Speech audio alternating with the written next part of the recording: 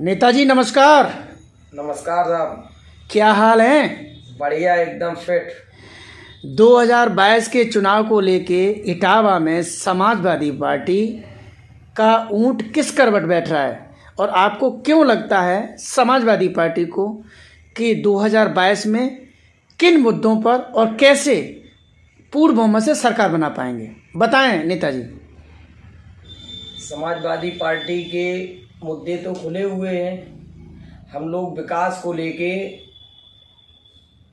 जनता के बीच में जा रहे हैं, और जैसा कि हमारे राष्ट्रीय अध्यक्ष जी का आगाज चल रहा है, उसको देखते हुए जो देश के प्रधानमंत्री जी हैं वो भी डर गए। डरने की बात ये है कि जो कानून बिल बनाया था, किसान का बिल बनाया था, किसान के विरोध में जो बिल बनाया था, उनने वापस ले लिया। इससे पूरे देश को ये महसूस हो गया है कि आदरणीय अखिलेश यादव जी की ताकत क्या है। वो पब्लिक के बीच में जा रहे हैं, एक जन सैलाब, बड़ा जन सैलाब उमड़ के उनकी तरफ अग्रसित हो रहा है। ये हमारे राष्ट्रीय अध्यक्ष जी का आगाज है। जो 2022 में चुनाव होना है, इसका ये ट्रेलर है। फिल्म तो अभी बाकी है। हम लोग तो पूरा ताकत से समाजवादी पार्टी का कार्यकर्ता जब रोडों पे उतरेगा तो विरोधियों को बचने का मौका नहीं देंगे हम लोग, क्योंकि हम लोग विकास की तरफ चलने वाले लोग हैं। हम लोगों ने विकास किया है।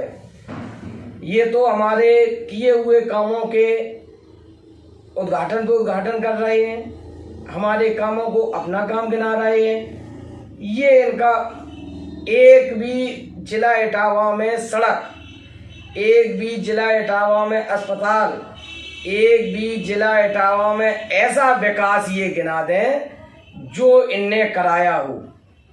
हम लोग जिला पंचायत के चुनाव में अपना पूरा हिसाब किताब लेके गए थे। उस हिसाब किताब को पब्लिक ने देखा और हमको निर्णय दिया। निर्णय आपके सामने है। जिला पंचायत हम लोग निर्विरोध जीते। ये आदरणीय नेताजी का आशीर्वाद है। ये आदरणीय अखिलेश भैया के विकासों को लेके हम लोगों को आशीर्वाद मिल रहा है।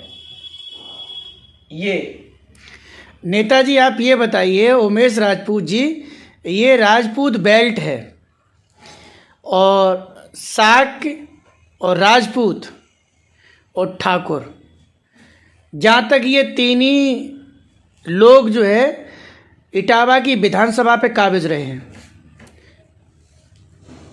क्या लग रहा है कि इस बार, क्या लग रहा है कि इस बार समाजवादी पार्टी को शाक्य वोट या राजपूत वोट मिल पाएगा? ऐसे में तब जब कि बाबूजी कल्याण सिंह की अस्थियों का कलश भारतीय जनता पार्टी पूरे देश और प्रदेश में यात्रा के रूप में निकाल रही है।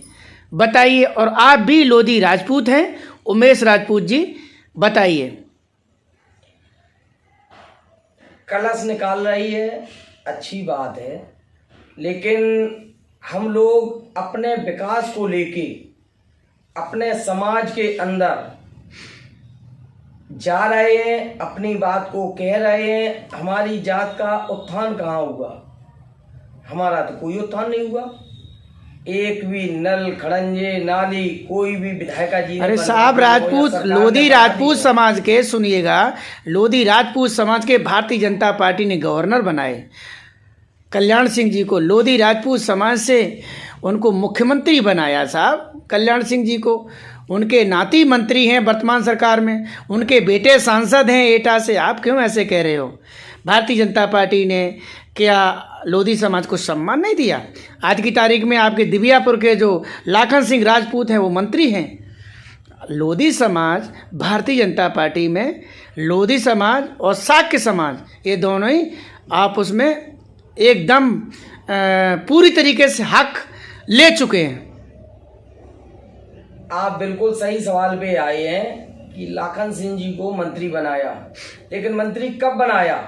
जब हमारे समाज के कैबिनेट मंत्री को हटा के उन्हें राज्य मंत्री का झुंझुना पकड़ा दिया।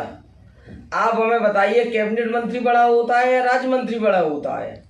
राज्य मंत्री जी ने क्या विकास करा दिया?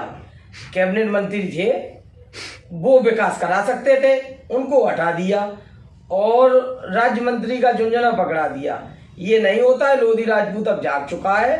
65-70 हजार वोट है लोधी राजपूतों का दावा विधानसभा पे। अब की बार जवाब देने का काम लोधी राजपूत करेगा। आप उनके घर घर पे तो जाइए। 90% वोट भारतीय जनता पार्टी में लोधी समाज ने दिया। आप बताइए, लोधी समाज को क्या बकअप मिला, क्या विकास हुआ? हम लोग विकास की बात कर रहे हैं और आप कैबिनेट मंत्री की बात कर रहे हैं, आप मंत्रियों की बात कर रहे हैं। उनके नाती को बना दिया होगा। उनके नाती इटावा में कितनी विजिट की, कितना विकास कराया, कितने अस्पताल बनवाए, कोविड के समय में कब वो आए? कभी उन्होंने जो है कोविड के समय में ये सोचा कि ऑक्सीजन उपलब्ध करा दे इटावा अस्पताल में? हजारों लोग जाने गए हैं कोविड में, ये हम लोग जानते हैं। हम लोग जमीन के लोग हैं, हम लोग बूथों पे काम कर रहे हैं, हम लोग गांव में जाके काम कर रहे हैं, हम लोग गांव-गांव जाके पता कर रहे हैं कि यहाँ पे कितनी मौतें हुई हैं, क्या हुआ, क्या यहाँ पे भारतीय जनता पार्टी ने दिया है। अगर उनने कुछ दिया हो तो यहाँ की सदर विधायिका जो है, यहाँ के जो आपने बताया लाखन सिंह जी जो मंत्री जी हैं, वो हमें पूरा हिसाब किताब दे। 5 साल का जनता हिसाब किताब मांग रही है, मंत्री नहीं मांग रही है।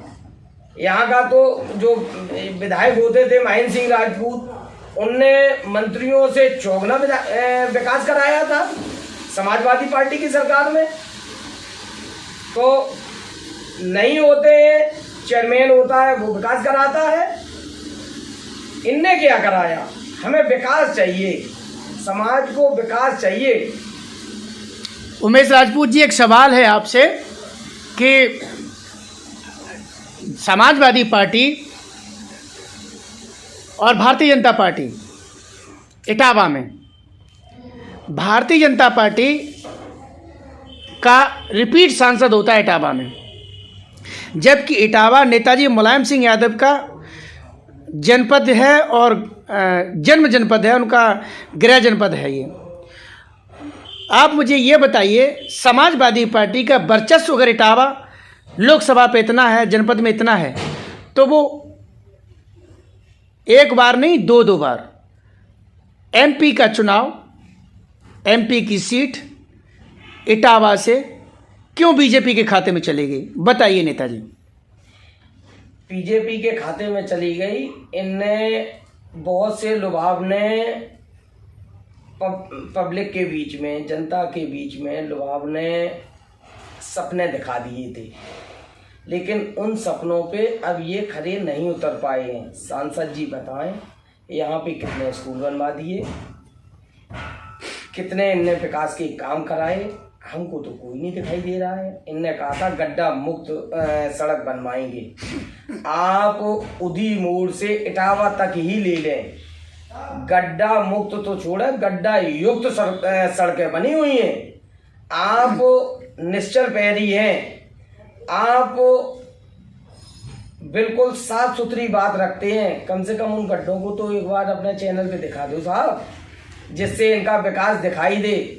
सदर विधायिका दिन में 4 बार निकलती है वहां से, तो सस्पेंशन उनके गाड़ियों के अगर देखे जाएं तो कम से कम 10 या 15 दिन में बनने जाते होंगे। तो कहने का मतलब ये है, विकास चाहिए।